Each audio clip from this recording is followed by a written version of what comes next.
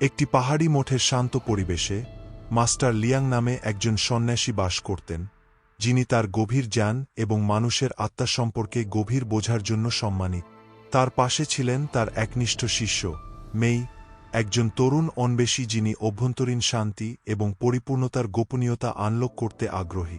একটি চটকদার সকালে ভোরের সোনালি রশ্মি আকাশকে আঁকার সাথে সাথে মাস্টার লিয়াং মেইকে তার পাশে ডাকলেন। আসুন আমার প্রিয় শিষ্য, তিনি মৃদু হাসি দিয়ে বললেন, আজ আমি তোমাদের সাথে এমন একটি গল্প শেয়ার করব যা নিজেকে আয়ত্ত করার চাবিকাঠি ধারণ করে। মেই সাগ্রহে মাথা নাড়ল, তার প্রিয় মাস্টারের শিক্ষা গ্রহণ করতে প্রস্তুত। অনেক আগে মাস্টার লিয়াং শুরু করেছিলেন, সেখানে কাই নামে এক যুবক সন্ন্যাসী বাস করতেন যিনি জীবনের প্রকৃত অর্থ আবিষ্কার করার জন্য যাত্রা শুরু করেছিলেন। তিনি ঋষি, পণ্ডিত এবং সাধুদের কাছ থেকে জ্ঞানের সন্ধানে বহুদূর ভ্রমণ করেছিলেন, তবুও কোনো সান্ত্বনা পাননি। তার অস্থির আত্মার জন্য একদিন ক্লান্ত ও নিরাশ হয়ে কাই একটি শান্ত পুকুরের ধারে ধ্যানরত একজন জ্ঞানী বৃদ্ধ সন্ন্যাসীর উপর হোঁচট খেলেন। কৌতূহলী হয়ে তিনি সন্ন্যাসীর কাছে গিয়ে জিজ্ঞাসা করলেন, গুরু, আমি জ্ঞানের সন্ধানে বহুদূর ভ্রমণ করেছি, তবুও আমার হৃদয় অস্থির। সত্যিকারের শান্তি পেতে আমাকে কি করতে হবে? বৃদ্ধ সন্ন্যাসী তার চোখ খুললেন, কাইজের দিকে করুণার দৃষ্টিতে তাকালেন। প্রিয় ভ্রমণকারী, তিনি বললেন, আপনি যে উত্তরগুলি খুঁজছেন তা বাহ্যিক জগতে নয়, নিজের মধ্যে রয়েছে। সত্যিকারের শান্তির পথ শুরু হয় আত্মসচেতনতা এবং গ্রহণযোগ্যতার মাধ্যমে। বিহ্বল কাই প্রশ্ন করলেন, কিন্তু আমি কিভাবে এই অভ্যন্তরীণ শান্তি পেতে পারি? বৃদ্ধ সন্ন্যাসী জেনে শুনে হাসলেন। চোখ বন্ধ করুন, তিনি নির্দেশ দিলেন, এবং ভিতরে তাকান।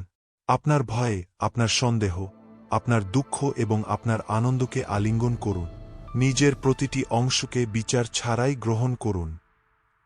কাই বৃদ্ধ সন্ন্যাসীর নির্দেশনা অনুসরণ করেছিলেন, তার আত্মার গভীরে গভীরভাবে অনুসন্ধান করেছিলেন। তিনি তার অভ্যন্তরীণ দানবদের মোকাবিলা করেছিলেন এবং তার দুর্বলতাগুলিকে আলিঙ্গন করেছিলেন। ধীরে ধীরে শান্তির অনুভূতি খুঁজে পান, যা তাকে এতদিন ধরে এড়িয়ে গিয়েছিল। দিনগুলি সপ্তাহে পরিণত হওয়ার সাথে সাথে কাই অটল সংকল্পের সাথে তার অভ্যন্তরীণ যাত্রা অব্যাহত রেখেছিল। প্রতিটি ক্ষণস্থায়ী মুহূর্তের সাথে তিনি স্বচ্ছতা এবং উদ্দেশ্যের একটি নতুন উপলব্ধি আবিষ্কার করেছিলেন। অবশেষে এক উজ্জ্বল সকালে কাই বৃদ্ধ সন্ন্যাসীর কাছে ফিরে আসেন, তার চোখ নতুন পাওয়া জ্ঞানে জ্বলজ্বল করে। গুরু, তিনি বললেন, আমি নিজের মধ্যে যে শান্তি চেয়েছিলাম তা আমি খুঁজে পেয়েছি। এটি সর্বদা সেখানে ছিল, আবিষ্কারের অপেক্ষায়। বৃদ্ধ সন্ন্যাসী মাথা নাড়লেন, তার চোখ গর্বের সাথে জ্বলজ্বল করছে। সত্যি, আমার প্রিয় কাই, তিনি উত্তর দিয়েছিলেন, সত্যিকার শান্তি কেবল তার মধ্যেই পাওয়া যায়। আপনি আপনার যাত্রা চালিয়ে যাওয়ার সাথে সাথে এই পাঠটি মনে রাখবেন। মাস্টার লিয়াং থামলেন, গল্পের গভীর প্রজ্ঞাকে মেইয়ের চেতনায় ডুবে যেতে দিয়ে। প্রিয় মেই, তিনি মৃদুভাবে বললেন, ঠিক কাইজের মতো, আমরা সবাই আত্মাবিষ্কারের যাত্রায় আছি। প্রকৃত পরিপূর্ণতা বাহ্যিক আকাঙ্ক্ষার অনুসরণে নয়, বরং অভ্যন্তরীণ শান্তি এবং গ্রহণযোগ্যতা গড়ে তোলার মধ্যে রয়েছে। এই গল্পটি আপনাকে পথ দেখাতে পারে আত্মোপলব্ধির দিকে আপনার পথ। কৃতজ্ঞতায় ভরা হৃদয়ের সাথে মেই তার প্রভুর কাছে প্রণাম করল, ভিতরে তার নিজের যাত্রা শুরু করতে প্রস্তুত।